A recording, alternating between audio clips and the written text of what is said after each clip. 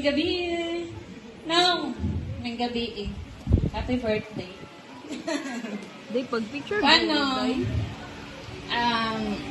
Siguro consider po na ko nga, sige man sila ingon nga, kalmado daw ka.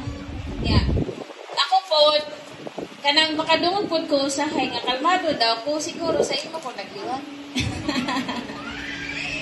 Bitaw, pero napoy time nga, kabalog yun po nasuko, kay lain man po daw kalmado ratanan. No? Bitaw nung, at 60, enjoy. Mo to nga, nagsugod-sugod naman nag-travel, so padayon nag-travel.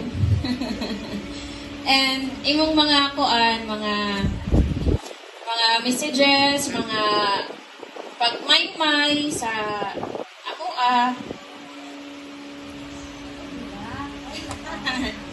labi na sa ako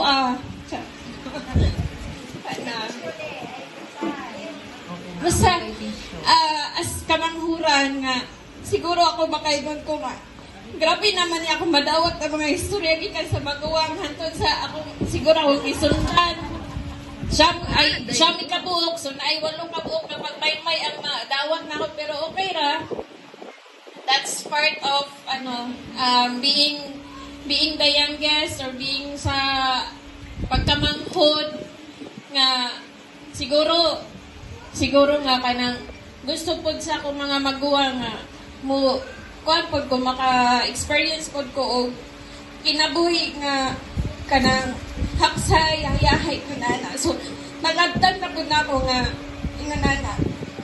And ako lang i-share, there's one time na kuan kanang ako isa ka magulang kay grabe na niyang kasuko niya ana si Manong nga kanang ingon ani na lang siguro pero kung sa lahi ko siya na pagka-istorya suko na po to siya pero sayahang pag-istorya lang sa ako sige lang niyo lani na lang mo na lang nimo sagdiin na lang to ang isa ka maguwang nga ingon ana yang istorya sabta na lang po so ingon ana bitaw nga pagka maguwang nga i-consider tanan nga mahaksay dili lang kay suko to isa suko po siya.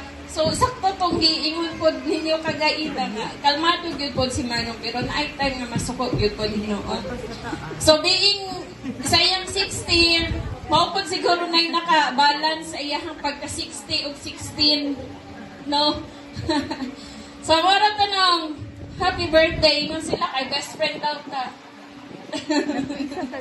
Happy birthday ng